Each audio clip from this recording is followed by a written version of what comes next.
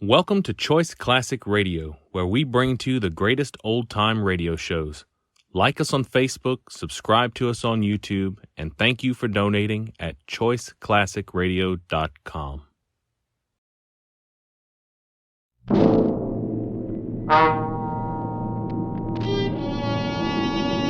Escape!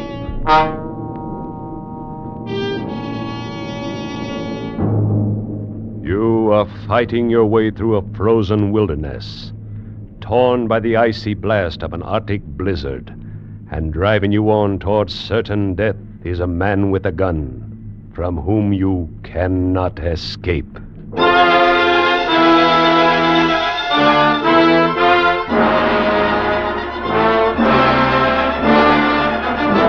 Escape, designed to free you from the four walls of today for a half hour of high adventure.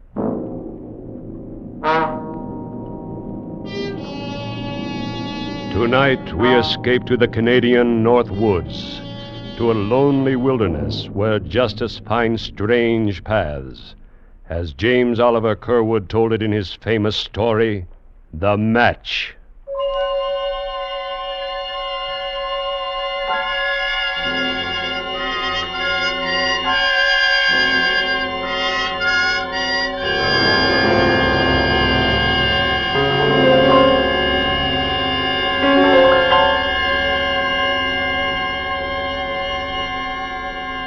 Just below the Arctic Circle, where blizzards scream in the winter and tear frozen branches from the pine trees, where the driven sleet cuts human skin like flying glass, there men know and fear the eternal spirit of the icy north, the great cold spirit that weaves the patterns of human destiny, both weaves and destroys.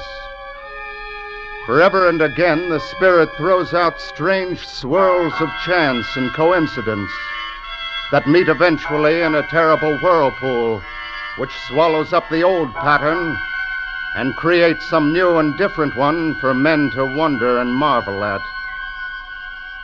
One such swirl in time and space began months ago and far to the south, in a logging camp near the southern border of Canada, where two men faced each other on a narrow trail in the light of a full moon. It began in violence and hatred.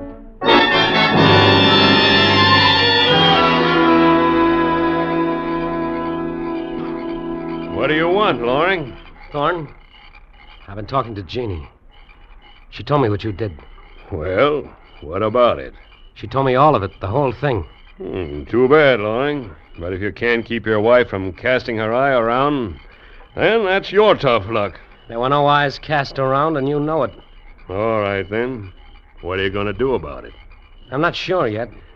Then I'll tell you. Nothing. You haven't got a leg to stand on. I'm running this camp and every man in it. And if you don't like what I do, then get out. I'm planning to stay. In that case, you'd better get used to the way I run things. Men and women. And the next time I drop Why, in... you dirty... That's it, eh? Well, then... Drop that knife, Thorne. Drop it! Get up, Thorne. Come on, get up on your feet. Get up, Thorne. What's the matter with you? Thorne.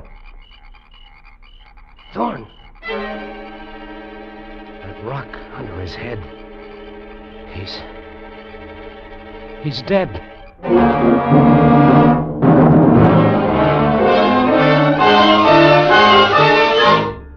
Jeannie? Billy, what's wrong? Jeannie, I ran into Thorne a few minutes ago. Oh, Billy, your hand. What did you do? I hit him, Jeannie.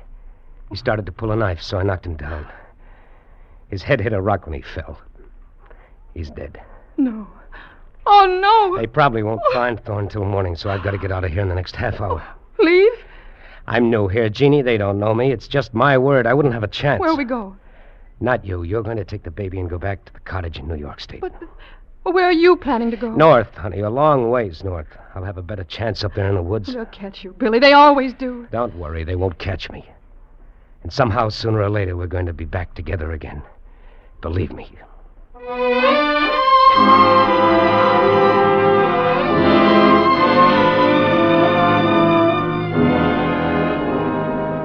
so in the south, one black swirl of chance is born and moves slowly northward through time and space. Moves even as the great Arctic storms move across the faces of continents. And there ahead of it, among the tumbled ridges of spruce and pine, another swirl of human fate moves at the whim of the bleak spirit of that frozen land. Moves first one way, then another, but centers always near one certain red-coated uniform of the Royal Canadian Mounted Police. Centers on the hard, lean figure of a man called Sergeant Brokaw. Nice shot, Sergeant. Thanks, Trooper. The captain sent me to... Wait. There's one of our targets still up out there. Dead center. Brother, I wish I could shoot like that. Work on it. Good shooting's something you'll need if you stay in the Mounties. I guess it's helped you plenty of times. Yeah, a few. What have you got there? Telegram? Oh, yeah. It's an order the captain told me to bring out to you. Here. Let's see. Special assignment for apprehension and return of a fugitive. Name, Billy Loring. Height, 5 feet 11 inches. Weight, and so on and so on. Last seen near Hobbs Landing on October 3rd and reported heading north. Wanted for murder. Sergeant Brokaw assigned. Instruction, bring back fugitive. They make it sound plenty simple, Sergeant. Bring back fugitive. That's just the way it ought to sound. When you're assigned to bring a man in, you bring him in. That's all there's to it. There's no excuse and no alibi for not doing it. You can take my word on it, Trooper. I've been doing it for 12 years. And so far, you've never missed getting your men? Not so far, not ever. When I go after a man, I'm going to get him, sooner or later. And one way or another, I'm going to bring him back. Every time. And that goes for this, what's his name, Loring. You can bet your life on it.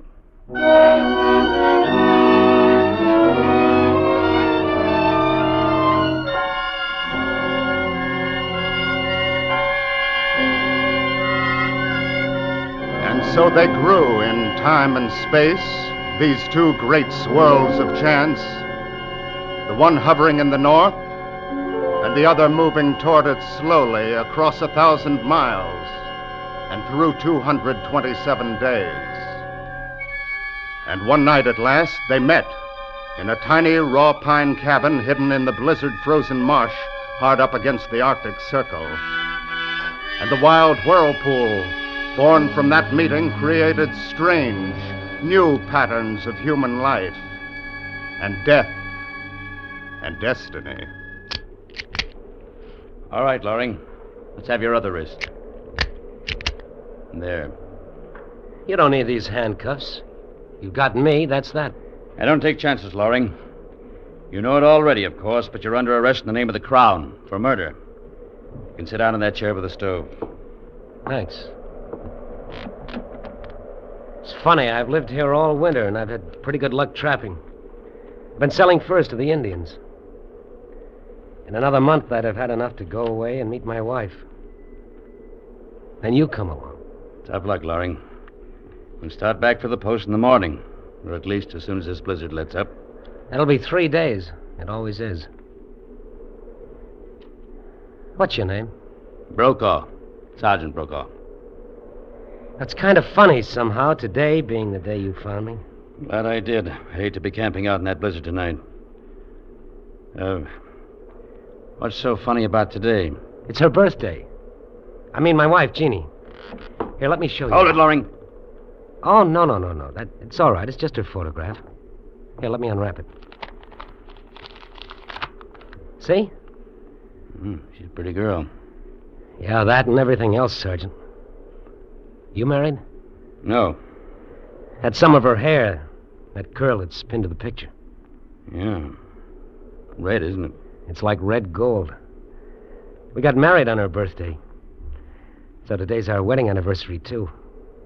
She wanted it that way. She said the best things in her life always happened on her birthday. Yeah, well... Yeah, I guess it was crazy. But I was so happy when I got up this morning about what day it was and only 2 months to go and all. I put 2 places at the breakfast table, and I propped her picture up by one of them. I sat there talking to her while we ate together. I guess you get like that up here alone. I haven't seen a white man for 3 months. I had a little dog for a while, but he died about 6 weeks ago, and there wasn't any chance to get another one. Jeannie always liked dogs. Dogs and kids. You don't mind my talking this way, do you, Sergeant? Kind of helps. I don't mind. Why should I? Well, the thing is, we've always been so blamed crazy about each other. We'd never been apart until this came up. And then we had to be. And in another month or two, we'd have been back together. It's your own fault, Loring. It's not my concern. My job is to find you and bring you in. I've done part of that, and I will do the rest of it. Maybe so. I warn you right now, Sergeant, I'll make it as tough for you as possible. I'm going to get away if I can. You see, I promised her that we'd be together again. It's up to you, Loring. But if you start to play rough, I can play a whole lot rougher. One way or another, I'm going to bring you in to stand trial. And there's nothing can stop me. Maybe so, Sergeant. You see, I'm probably the hardest man in the whole Royal Canadian Mounted, Loring. And that's your hard luck, too. Because you might have softened up another man with that stuff you were telling. You think that's why I talked about it? I don't know and I don't care. The only thing that matters is that I've got a job to do. I always have done it, and I'm going to do it this time. You can depend on that. I guess duty's a big part of your life. Not a big part of it, Loring. It's all of it. Now, if you don't mind, I've come 15 miles through the snow today. Last 5 against a blizzard. I'm tired. Let's turn in. All right, sure. You can take the bunk. Leave your clothes on. Is it all right if I get that photograph off the table? Go ahead.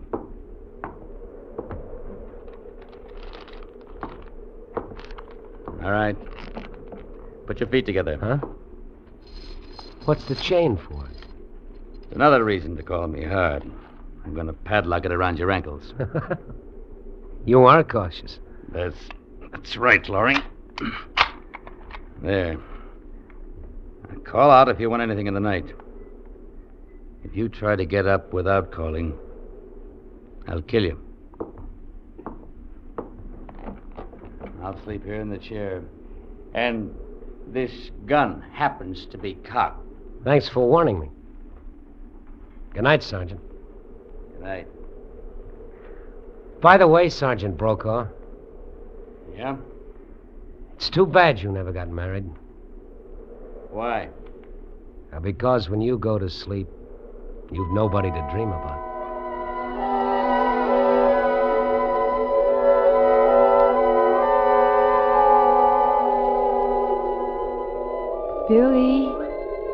Billy, darling. Can you hear me? Yes, Jeannie.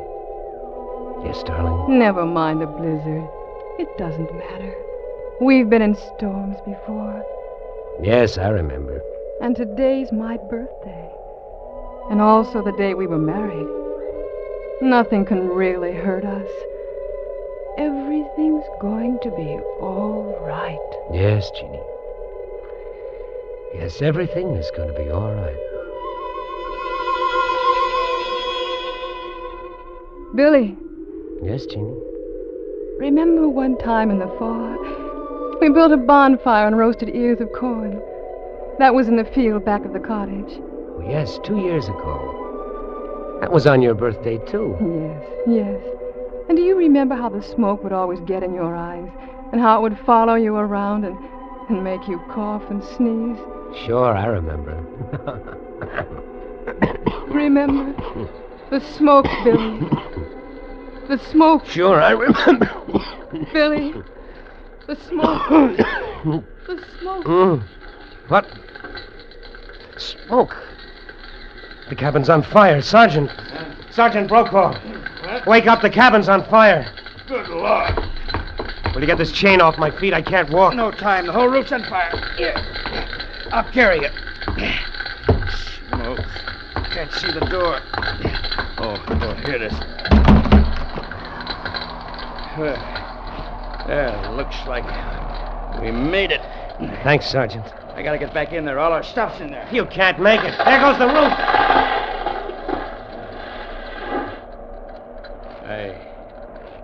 Guess you know the spot we're in, Loring. Yes, I know. Our heavy coats, mittens, snowshoes, and all of our food is burning up inside there. And it's 40 below, and the blizzard's just starting. Here, you can't lie there in the snow. I'll get that chain off your ankles. There you are. Thanks, Sergeant. What about the handcuffs? Hey, stay on, Loring. Are you crazy? What difference does it make? We haven't a chance. You know that as well as I do. Yeah, I know. We couldn't be any worse off. We don't even have a match. I saw you fill your case and put it in your coat. It's inside there. We don't even have a match. I know that, Loring. And I know everything else you're going to tell me. You don't have enough clothes to keep us from freezing to death. If we stay here and keep the fire going, we'll starve. It's 60 miles to the nearest post and 20 miles to Thoreau's, the next cabin down the trail. We might make 10 miles if we're lucky. More likely 5. That's right. So why the handcuffs? You've been living up here for 3 months, Loring. I've got an idea you probably know some cabin a lot closer than Thoreau's. Some Indian or a trapper. Maybe not more than 2 or 3 miles away. You want to start breaking trail? Well, suppose I did. What of it? Something good has always happened to me on Jeannie's birthday, and I think it has this time, Sergeant. It's a lot easier to freeze to death than to go back and die the way I'd be doing it. So... Oh. So it's like that. It's like that. Unless you want to make a deal. What kind of a deal? Take off these cuffs, give me that revolver, and I'll get you out of this. There's a cabin, all right. Sorry, Loring. No deal. You're a fool, Brokaw. I got nothing to lose, but you're just tossing your life away. How about it? We'll take turns breaking trail. You can lead off first. We may as well start. Where? Thoreau's, of course. 20 miles. Why don't we sit down and freeze to death here instead of 5 miles from here? Because I'll be 5 miles closer to bringing you in. Come on. You're a fool, Sergeant. You're beaten, and you know it. Why don't you give in? Come on, Loring. Let's get going.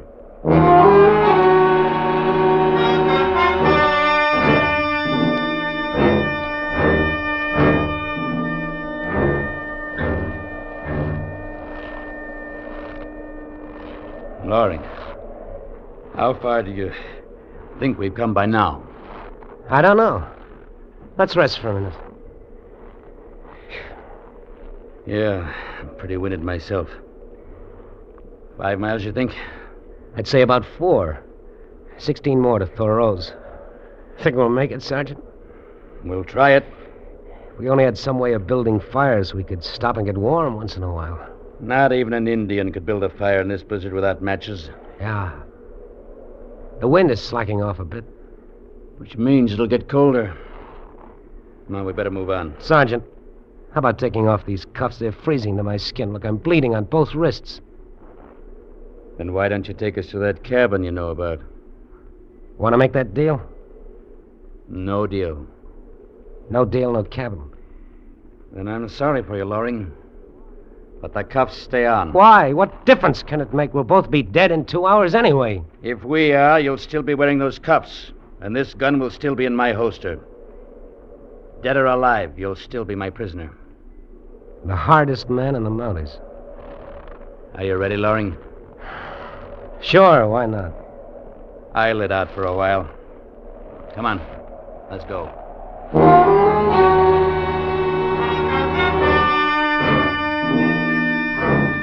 Of all those who dwell in this frozen land, the bleak, cruel spirit of the North is known best to men on the open trail. There, facing the breath of the blizzard, eyes blinded by the driving sleet, a man feels his soul grow small within him. And when that happens, his mind may turn to strange fantasies and to memories of a faraway voice.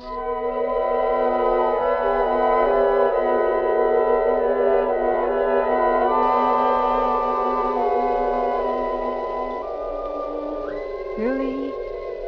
Can you hear me, Billy? Yes, Jeannie. Everything's going to be all right, Billy. I love you. And everything's going to be all right. Sure, honey. The snow doesn't matter. And the blizzard doesn't matter. They'll be gone soon. And there'll be only us. Yeah. I can see you now standing there at the gate. In front of the cottage. That's right, darling. Don't look at the snow and the icy trees and the storm. Look at me instead. See? Yeah. It's spring. The sun's shining. And I'm wearing my hair the way you've always liked it. It's in curls all tumbled. See, Billy? Yeah. Oh, Jeannie.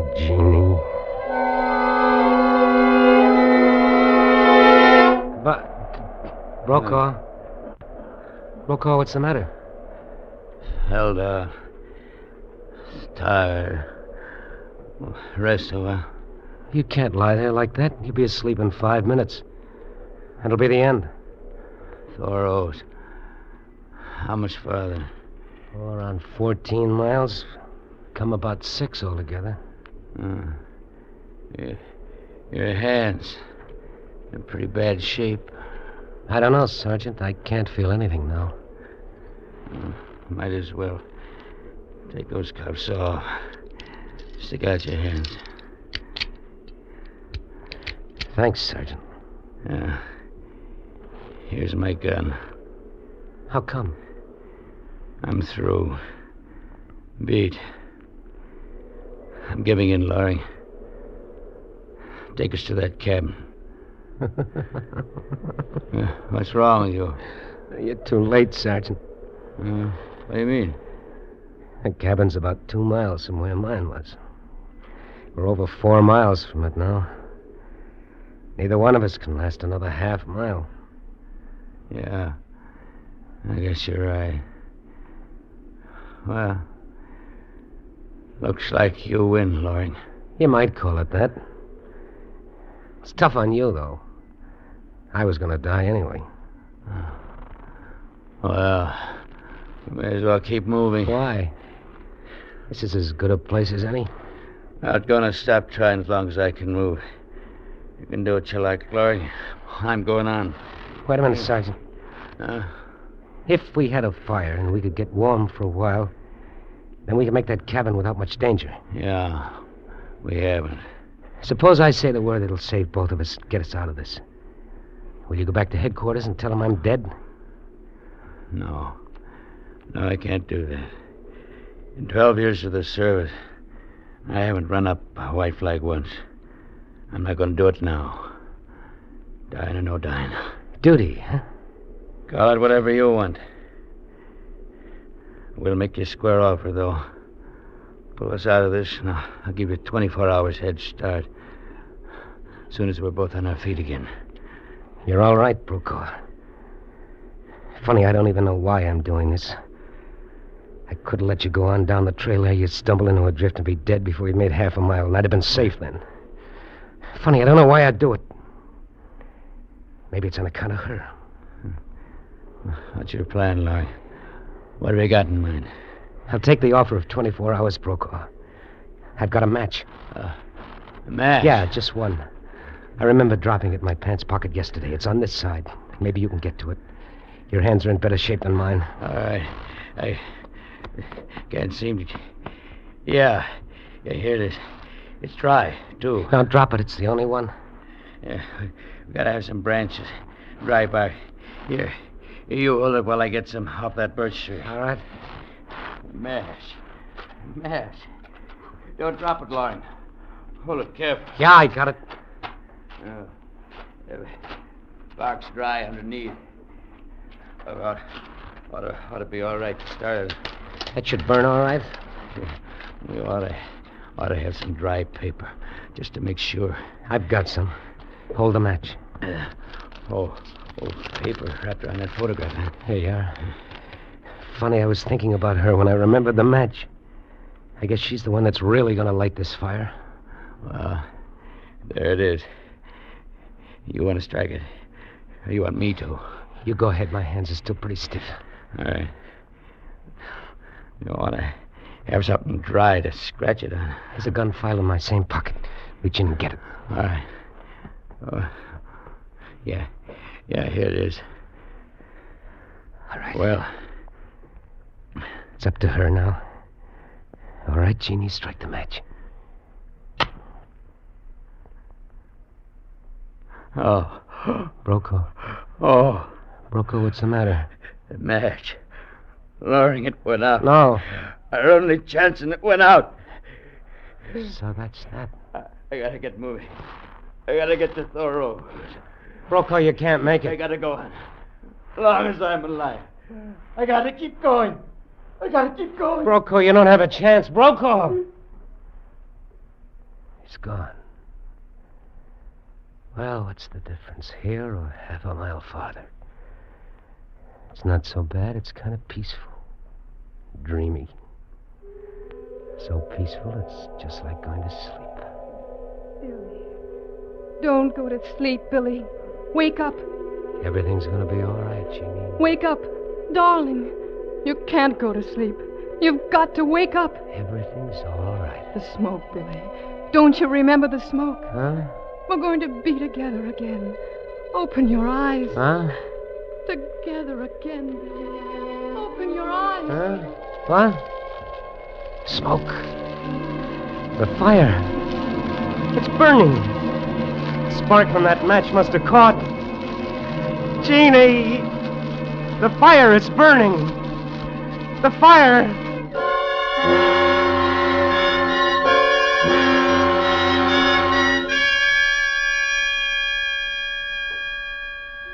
And so one man finds eternal sleep on the frozen breast of the snow, and one man dreams beside a fire, whose tongues of flame are like the red curls of a woman's hair.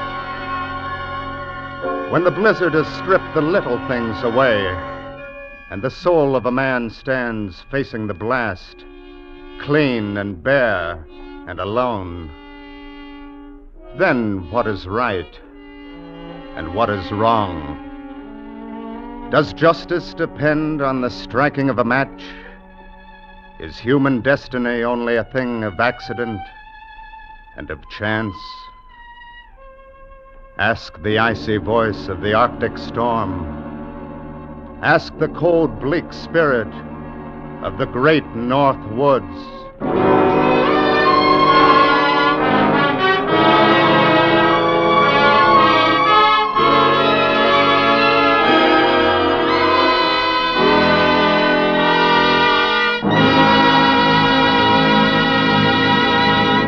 Escape is produced and directed by Norman MacDonald, and tonight brought you The Match by James Oliver Curwood, adapted for radio by Les Crutchfield, with Frank Lovejoy as Billy, Wilms Herbert as Sergeant Brokaw, Cynthia Corley as Jeannie, Nestor Paiva as Thorne, and Clark Cuney as the trooper, with Stan Waxman as the narrator. The musical score was conducted by Wilbur Hatch. Next week. You are trapped on a remote plantation in the crawling Amazon jungle, and an immense river of ravenous ants is closing in on you, swarming in to eat you alive, a deadly black army from which there is no escape.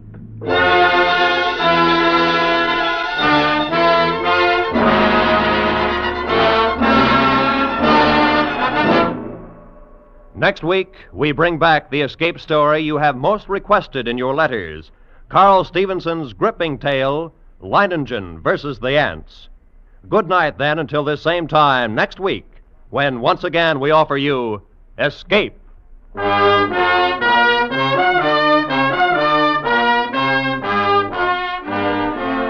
This is CBS, the Columbia Broadcasting System.